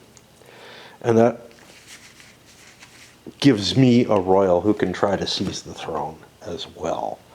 Do I think I have enough? No, not by a long shot. So, you know. Last player doesn't get to do anything, but he does get to flip over. Did anybody want to counsel? He missed his chance, but I could counsel here. It would be the court ball table. Nobody can modify that. Should have done it. Sure, we'll do it. Oh, wait. Maybe we're... Oh, no, that's... Okay. Court ball, councils, player 2 has done 1 and 2. You have to find this. Dancing pointers. Sure, we'll go with dancing pointers. 3. He was in jail for the last court ball. I don't know why he didn't do it. He should have. I mean, I do know why. I forgot. And that's a 4. On the counseling, monarchs displeased, lose office. I guess that would have been the ambassador to Bessesen who did that. They're the only person who could have. That's why I didn't do it. Okay. That gets me to the end of the turn, and we'll gather all this stuff back together. We're going to put a marker of some sort or another on top of our monarch. That's 1 turn completed. Didn't get the court ball, so I don't have to mark that down. 2 more turns to go. Turn, and the king faction is actually first player yet again. The office, the only one that was available was ambassador to Bessesen. After a couple of die rolls it landed. Nobody wants to buy that shit. It's horrible. It doesn't come with any status, and I don't think there are any troops for Bessesen. There are no political problems, so we just go to court crown events and see whether there is anything exciting. And we get 2 political problems. I probably should be not rolling the red die at this point, just because it weirds me out. First one is a foreign war, Minister of Army. I try to resolve that. Then I go to the next political problem and try to resolve that. Things more exciting. He's deliberately failing in his attempt. I don't know where the war is. Doesn't really matter to me. It is with Kronos and Bessesen, which means that the ambassadors and anyone else there of these are stuck in those countries and actually probably can't even help in a usurpation. Automatic failure, though, there is a cost under the optional rules. Refusing to attempt to solve it at all. The problem for me is Lord Percival is actually pretty effective, so I didn't want to deal with that. A 6 could end his job. If I have an informer, I might play it. No one else is going to care. Everyone else is in favor of him ending his job. Nope. There it goes. No one fills it immediately, but for $3, the first player will be able to fill it during her turn as one of her actions. So that'll get even more of the government into her hands. It's kind of weird to me, that these positions stay in place. Again, it's part of this kind of, what the fuck is this game? What is it representing? What's the world that's going on here? where there's not really a government mechanism in place. Like, if a new king took over, like, take a look at, when, Henry the Seventh comes in, or Henry the Fourth, for that matter. Unless it's a young king who, didn't really have, unless it's a young king who had kind of like a regency council or something like that, they put their own people in right away. So again, it doesn't. It's like the world that this is imagining is not just a complete fantasy, but like one that it's hard to kind of grasp. Like, what does it mean to be king, right? If the king is sort of the opposite state, right, which is that a king inherits the throne and could conceivably be, too young to really exert their will. I believe the entire ministry, all the cabinet positions, whatever, I believe they all are fired. But when there's a usurpation, they hold their position. And obviously, from a gameplay perspective, that's attractive because you've got your power base and you're able to kind of keep hold of it and whatever. But under the reality of the situation, it just wouldn't happen, right? In fact, what would probably happen is some of the players would support the old regime, right? And you'd really end up with a two-sided situation with very few cases where someone's going to turncoat with a whole faction in the midst of a situation. Sure, you can look at like the Stanleys at Bosworth having, I think I'm getting my history right, and I'm always using the English because these people look English, okay? But it is a good point. It's King George, so it's probably like, from the Georgian era, right? Even though they're dressed mainly from the Tudor era, but kind of all over the place. I'm surprised there's no one with like a Princess Di hat or something. I don't know. But anyway, it's again a situation that just doesn't really make sense. Like, it feels to me like you would capture your entire, you would take over your entire faction. Now, if you look at something like Kingmaker, the problem there, so Kingmaker is not exactly realistic either, because honestly, again, if there's a king and they're really in charge, Parliament didn't have a lot of effect during the War of the Roses. It's not like later on, and much later on. We're talking about like certainly by the Georges, but I would say the Glorious Revolution is really where Parliament got a tremendous amount of power, where maybe they could reflect these kind of things. But really, when it came down to it, the king picked who he wanted to put where, and the question kind of was, yeah, but did the nobles with their own personal troops manage, and connections and whatnot, manage to screw around with that? So like, you wouldn't make someone who is sort of an announced and known enemy of the state, they wouldn't have any titles, right? Now, things are a little weird because in the War of the Roses, you do have a weird kind of situation where the Duke of York actually had a great deal of power, even, and was given offices and whatnot, sort of to placate him and, to keep his faction in line and whatnot. And it's just hard to, you're not seeing that kind of deal cutting or anything like that here.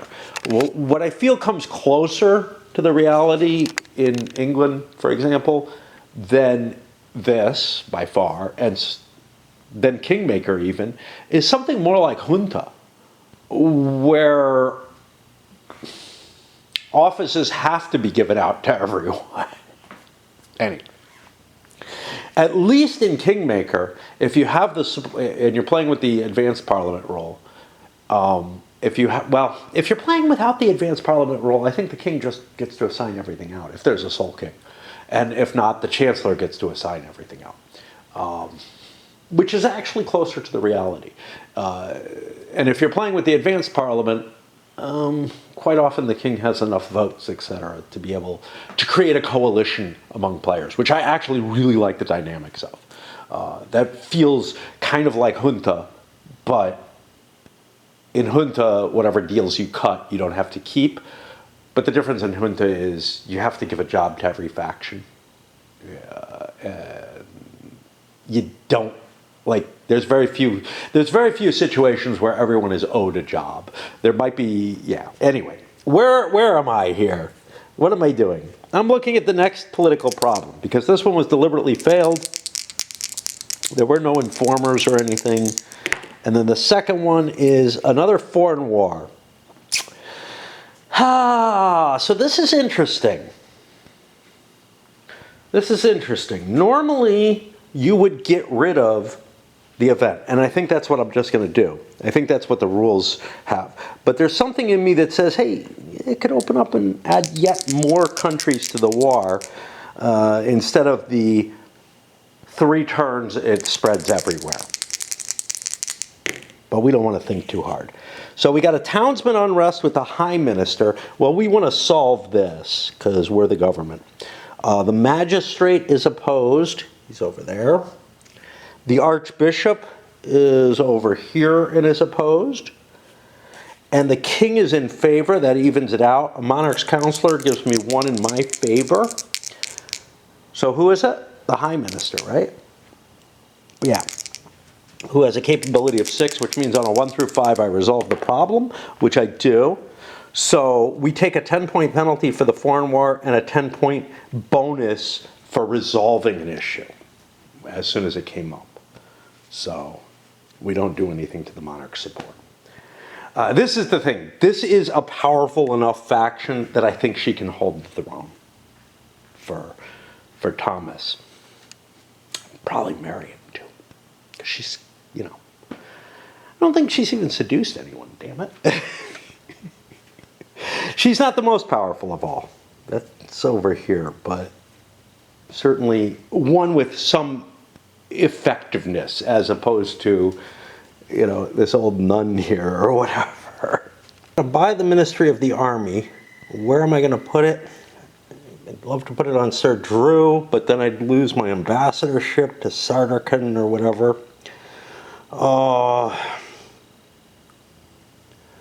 So I think I'll give it over here to Duke Henry. I counted my points. I've got enough extra space for it. And then what I'm going to do is I'm going to take a shot at getting the peasant support again. I don't know. Let's go for the townsman support. Nope. But again, it just seems worth it to me. Like, my goal is to last out the next 2 turns. Always forget to counsel. I've already started the next player's turn. I've been like just boning it when that happens, so screw them. It's going to be a slight disadvantage for the first player. I'm more likely to forget with them. Over here I got gout, which screws me up completely. I may have to discard a card, but I can counsel on the foreign war. So let's see, I haven't done that yet. Discharge state. That's State Army General. Doesn't sound good. Recall an ambassador of a country that's at war. That's Kronos and Bess is in. I'm sitting on Kronos. Recalling me might... Actually, I am not allowed to counsel because I'm at a country that's at war. I think. So I think I'm just fucked. So I lose my turn. Basically nothing that Queen Margaret or Lady Margaret could do. Too many cards. Oh, he had to throw a card. I threw an Informer away. They're useful, but I have a couple of them, and everything else looked more useful one way or another for this kind of endgame period. For her, I played a Monarch's Counselor on her. Improving her PP would be useful. So trying to do a table might be cool, but I don't want to throw away a card, and Monarch's Counselor is kind of useful too. So then the question is, prestige table, is there one, or do I want to go for a royal favor where I just get money off that? That's not really very helpful. So prestige table, it looks to me like craft is probably the best that I can. Oh no, I'm player 2. I might want to go for one of the big ones. I think I'll go for patronage because I don't have a penalty on it. And hope for the best. I could buy a bonus. I won't buy a bonus. It cost me $2 to get the patronage. And I get a pretty good roll. 20 PP and a +1. That should handle me for the rest of the game. Simply because there's not going to be enough game left for me to use up all that PP. And basically, the only place I can expend it is if I get one of these two. Our young heir here got gout. I don't want to counsel. It's just too dangerous. It's too likely to give me nothing. So that sped this turn up quite a bit with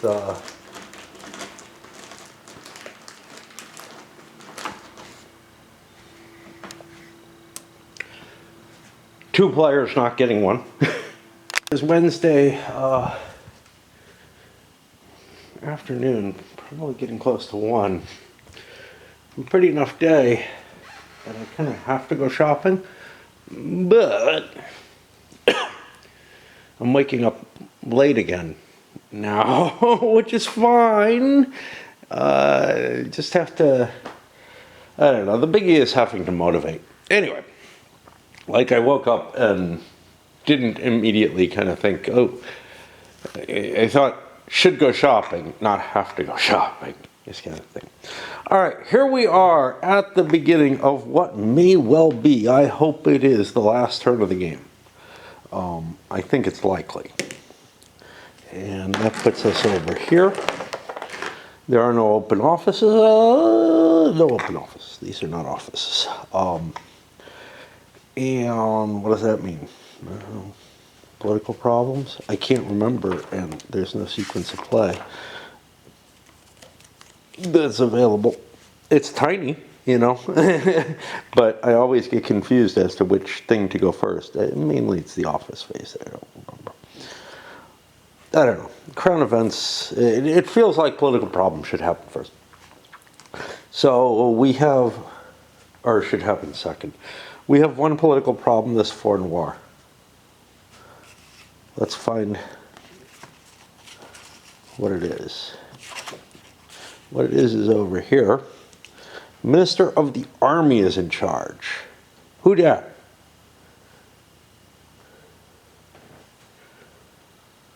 She's got everything. It's got to be her, man. There he is, Duke Henry, with a big 5. It's modified by state. She has that now, doesn't she? I don't know. Not sure where state went. It had been down here. There it is. Army and the general. The general is still over here. And then the king. So, since I have a 5, I've been able to boost that up to a 6. Which means I only fail on a 1. Or on a 6. And we succeed in getting rid of the political problem. That's 10 more points of monarch support right now. Right now it's at 120. I don't think there was anything that forced the crown events, so let's just roll it. And we get a 4. Oh, famine. Yeah, this is almost certainly over. All right, usurpation values are increased. Trade guild support. Taking a look at the ones that I have to see if I'm getting anything. Trade guild support, merchant support, which I think I have over there, is doubled. And army support, which I do not have and is very powerful. Those the only ones? No player can spend IPs for any purposes. No counseling is allowed this turn. Yay. Counseling is hard to remember to do. All right. So that should put us to... There had better not be a counseling for famine. No. I think I remember looking and seeing, oh, why isn't that there at one point? That'll put us to the player turns. And we start here. I'll be back if anything of any interest starts to happen. One problem, I must have miscounted at some point, and that's going to probably be a fairly common thing in this game. I must have miscounted at some point. I look over all my characters here, and I come up to a total PP of 40, and they're actually at 39. We're talking about just a minor miscount, not the, oh, something major happened and I forgot to count. I don't think like a job was handed out differently, but you know, they lost. No, it was their grave. They didn't fall into it. They were put in properly. I know some people lost something on the grave table. So yeah, all I can say is I fucked something up and I don't know, but having caught it, what the hell do you do? I'm going to ignore it at this point in the game. Because when he died, it should have, like, if it meant releasing a character, it should have released a character into the pool, and somebody else who went during the last turn or whatever should have gotten that character pick. So it's kind of unfair to do that. One thing I could do is enforce it, which sure, but I'm not going to absolutely enforce it. Which would be to get on the patronage, to get on one of the prestige tables. He doesn't have any bonuses because he just died. So, can't spend money. We'll go on the sporting table. And none of this matters, honestly. So, here's the thing. Here's what affects my turn. I have things like assassination and treachery cards, but I'm not allowed to do those things. If we take a look, recruit a character by treachery, you need an intrigue counter. Conduct an assassination, you need an intrigue counter. You can't do it without that special counter, or in any activity. So, I've got some nice cards that are crimes that I would love to do. I'm not allowed to. I'm not allowed to seduce without the intrigue counter. All of this would maybe allow me to take over the crown, which would open things up and spin them out for another few turns. I don't have enough points. My 40 points, or 39 if I'm fair. Well, it'll be less than that. It'll be actually 38 because I can get rid of Nightdale. Is not anything near enough to hit here, and I obviously don't have any cards, so I'm kind of out of the play anyway. I could just pass my turn. It's running low. Since I wasn't able to get what I wanted off the sporting table, I just lost, no effect. And courting for royal favor didn't give me anything. What do I do? Well, I ended up playing a Monarch's Counselor, which doesn't help me. And there goes Nightdale, set up just in time for the leading player to get yet another character. Now, I'm not absolutely certain because she might be close. She's here at 63. She might have to do something to get those extra points. It might be worth it, but these cards are worth a lot. So, trying to capture those on a 1 in 6 chance is probably more valuable. So yeah, instead of grabbing the knight, I got an extra activity. I rolled 3 times on various support tables just to get, you know, more points, because we're at the end here. This game doesn't really mean that much. And that gives this guy an opportunity for it. Honestly, none of the players have enough points to make a run for it. All of them combined probably would. He is certainly not going to, so he'll probably muster Knight Dale. She'll take a shot at it, I guess. I don't know. I'll look at support cards, maybe if they have a fistful of support cards, but you know, coming down to the last person being the most powerful is kind of cool, because, hey, there's absolutely nothing in the way. But here's the thing. In terms of, like, what would you do in this situation? And I know people don't like the role-playing type circumstance, but look, you've got a faction, right? And, hey, there's going to be a pretender on the throne. You hate it and everything. Are you going to just mindlessly revolt, or are you going to sit back and lay your plans and just, you know, try to keep your people alive and whatnot? And just like in a battle, when an army's losing the battle, you give it up, right? Because there's external factors to the game. You can convince me that on some grand strategic game, maybe there's no other option. And especially if there's like no chance whatsoever. So it's a little, what I like to think of it as is that in a lot of ways, games force players to perform actions that are really kind of psychotic, right? Like the idea of risking everything for no possible gain is psychotic. Now, do people do that kind of stuff? Sure, I've been in that position, right? Where like, fuck it, I'm just, not in a game, I mean in real life, where I'm like, fuck it, I'm willing to just do this. Am I actually willing to go through with it? I don't know, you know? But I mean it at the time. Now, so I don't mind that happens occasionally, but it feels like it's more or less the standard in games, because there's these victory conditions which are everything, and everything else is nothing. And by looking at it that way, yeah, when you look at the game that way, you're looking in the wrong way. So is a binary win-loss condition reasonable? Does it make sense that this person can say, you know what, I may not have won, but at least my faction isn't wrecked?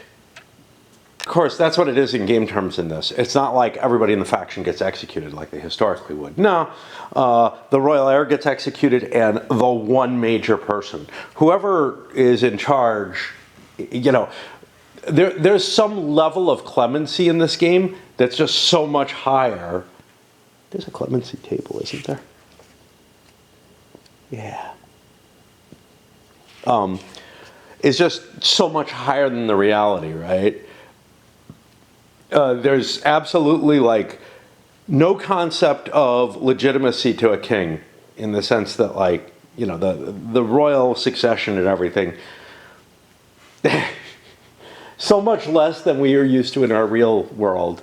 Yet everybody is forgiven, except for the ringleader and you know, the person actually gaining the position, as opposed to, hey, we're going to hunt down every fucking traitor we found and extract something from them, which was almost always the case under these kind of circumstances. Something turned up, an intrigue counter.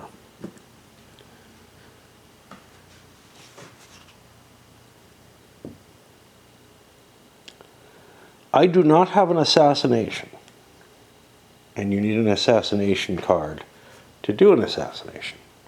That would be my best solution. Although what it would really do is just delay the game, because if I did it with Thomas before, I can do it with Thomas again, right? So, actually, I got some advantage. I actually have I have some support cards too. What I'm going to do instead is, let's count my points. I have 22. 16, 17, 18, 19, 20, 21. Sorry, not this. 3, 8. That's not an office. 9, 10, 11, 21. I need to get myself some PPs because I have a treachery card. I could take him with his 8 status away. And there's nothing they can do about it except throw another revolt, possibly with a different Thomas. I am currently at 21, right? Is what I said. 3, 8, 9, 10, 11, 21. Yeah. I'm currently at 21. I can't take 8 more. I only have 22. So I need to come up with 7 more prestige. And that's what I'm not going to be able to do. That's where I'm screwed. So we look at all the tables. Craft table I have a +1 on, which means an 11 or 12 I succeed. Romance table I have no bonuses on. I'd need a 12 to succeed. Socializing, an 11 or 12 would succeed, but it costs money, can't do it. Carousing doesn't give, carousing at 12 gives double current PP. Sporting, though, is the big one. I can get 10 more PP with as little as an 8. Not allowed to pay money, so on to the sporting table. It's the best of the high-risk tables when you have nothing. Do I have a henchman? Yeah, I do. Cool. In case I have to fight a duel so I don't lose my whole faction. I get an 8, that's a winner. 10 PP. No bonuses, but that's enough.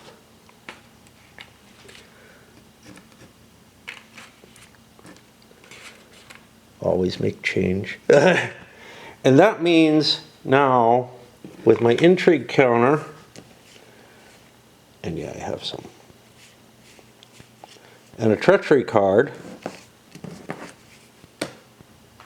I have the crown.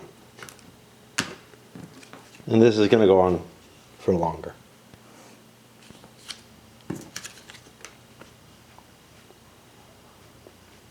Damn it. Lady Margaret, and she drew in any activity. Now this is important because I can assassinate. Now, in some cases, it seems like it's a good idea to assassinate a royal, right? Like, I could kill Thomas. That gives us 3 more turns. We have the 3 more turns at this point. What is my problem? My problem is this faction. I might be able to beat that faction. I can't beat that one. No matter what I do, if I kill the king, she can raise another revolt. So I think the answer is to attempt to assassinate Lady Melanie over there. In order to do this, each additional assassination card. So first of all, we have the any activity, which allows us to just do it without any cards. Additional assassinations cost +2. Informers go either way. Yeah. All right. I'll paw through the cards and figure this out. I woke up not long ago, and again, I'm not always very good when I'm awake, when I just wake up. Yeah, when I'm awake. I'll go with that too. I'm not very good when I'm awake. I'm a lot better in the dreamlands, which those of you who follow me on Facebook or whatever will get a little bit more out of. Now, what is the usual? So here's the thing: why you wouldn't want a always play is always done in this sequence, right? Is look, I'm going to play some of this. I'm going to declare an assassination. Anybody can play cards at that point. Well, the target can play cards, right? I have to look that up. Yeah, because it's not covered on the activities chart. It's only going to be covered in here under activities. Conducted assassination. And then we have to read through very, very carefully to get to the point. The player attempting can add. Any player can play a treachery. Any player can play an informer either way. No more than one informer, no more than one treachery. But the point is that I have like 3 assassination cards. I don't want to necessarily play them all. So I shouldn't be put in a fixed position. And so the normal flavor for playing effects is, hey, you know, you put down the card and somebody else, and then you say, well, I'm ready to roll the dice. And somebody else says, wait, I got something. And they play something. You know, that works fine with cards. But when you're talking about intrinsic modifiers that people can play at any time, you come to something where, yeah, well,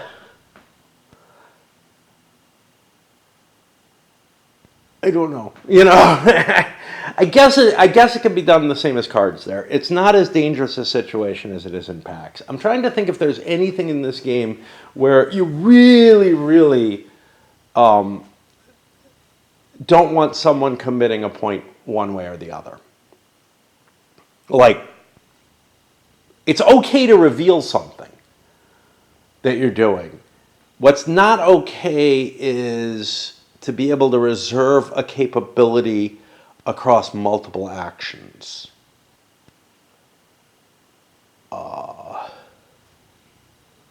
Yeah. I think everything in this game is okay not to have a timing facet to it. Anyway, so I'm good with that. And I'll look at other people. Killing her is in everybody's best interest. But this is what I'm willing to roll the dice on, I guess. I don't know because I haven't memorized this table that I have never used. So that's at -4. That means I have to roll an 8 or less. The other player putting anything puts a personal guards in there, which is another -2. She didn't have anything to protect her. That's going to put it to a 10 or less on the assassination. And I will be using my henchman for this, not the Admiral, this Knight William henchman. Let's see. Oh, wait, no, minuses are no good. What the fuck? So personal guards are just guards that you have. Oh, assassinations are +2. Yeah, instead of the personal guards, I would have played an informer. Okay, so those are +2s. And I got things all wrong. So I don't know. She may be playing another one. I'm going to keep that die roll because that's what's fucked up. But plus, I don't know. So 10 to... Let me think. So I needed a success of 9. 4 off that means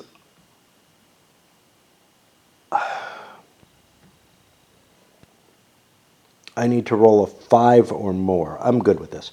So this was 2, 4. Informer is 1.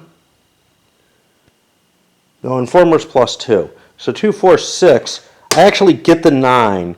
Assassination is successful. The assassin is caught and accused of a wrongdoing. So we just killed Lady Melanie, and she's going to suffer the effects of death, which halves her PP and all kind of other stuff. I have to go to that, deal with that first. Then go to the accusation of wrongdoing against Knight William here. So we kind of stupidly did this first instead of mustering Knight Dale. I don't know. Losing half her PP and half her IP, these characters are all going back in the cup. Nightdale is still kicking around up here and available. And again, these don't, like, it's all still player versus player competition. The only way these are going to come into play as having value, again, as neutrals, is if the royal dies outside a usurpation attempt. But, yeah. Okay, so we did that. The player must discard 5 event cards from their hand. In addition, the player does not receive a player turn. One thing that's not covered, these are not in hand. I think that powerful support that was played is still out there by the rules, which is really kind of painful because that could be, your victory. See, now the player may still play event cards, though, and his facts and farks may still be involved in the regular flow of the game on the second turn after dying. So at one point they say, when the PC's card is face down, the PC may not take part in any game action. Okay, I guess that's fair. Yeah, and what that means is, like, if somebody shows up, ends up in a duel or something, they still fight it. Okay, I've got to drop 5 cards. I don't want to drop support cards. That doesn't help me. Particularly want to be interrogated, so I am going to go into hiding with Knight William here. Like I can remember that. Because I sure the hell can't see the counter.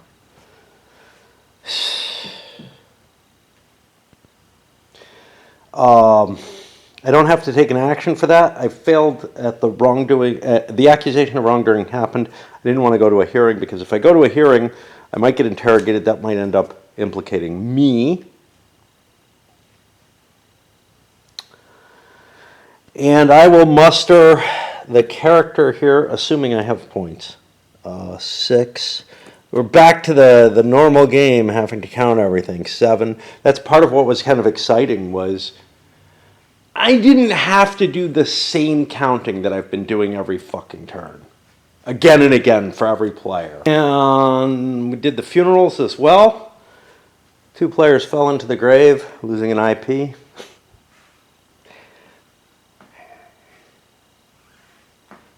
people are really kind of idiots. That's the end of the turn. I was really hoping this was the end of the game. We're still in the late stage of the game, where players are going to fight it out between each other. I gotta say, from a gameplay perspective, it's better that, having succeeded, she was able to be taken down. It's just from a personal perspective, I hate the normal play of this game so much. The constant counting and matching to your PPs and all that. The last few turns were fun and exciting, and maybe made up for some of that just general hassle. Is it fucking raining? I guess the wind. I don't see any rain. Yeah, if so like the enjoyment factor after a certain point was, during the time when the usurpation was happening and whatever, made up for some of the cumbersome nature. But then we're back to the standard. And, there's not a lot. The game is much more focused during the usurpations and whatnot. And now we're at a point where people are going to have to build up. Now, they're going to have to do something about this, because in 3 turns he wins the game. But he's not the most powerful faction out there. In fact, I think the one that just died is still going to be more powerful than his, which means that people have lots of options. And anybody who has a royal, like Queen Catherine here, probably has a pretty good chance of taking it. Philip's over there. She doesn't have one. She would have to use another Thomas. This one halves Thomas's value, which is kind of cool. But yeah, it's hard.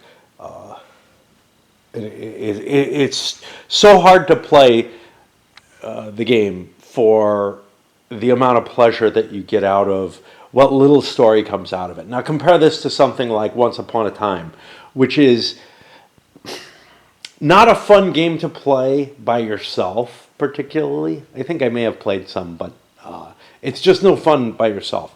The fun of it is in sharing the story, but there's a rich tapestry of story that comes out in it. Yeah, it gets boring, after the 100th play or whatever, But this just doesn't provide that kind of rich tapestry to me. There might be some enjoyable moments, but that's all there is, right? Well, I was planning on sending this up after the game ended, which was supposed to be at the end of this turn, but that didn't happen. So I guess we send it up now because this video has gotten pretty long. And then I got to go shopping, man. I really do.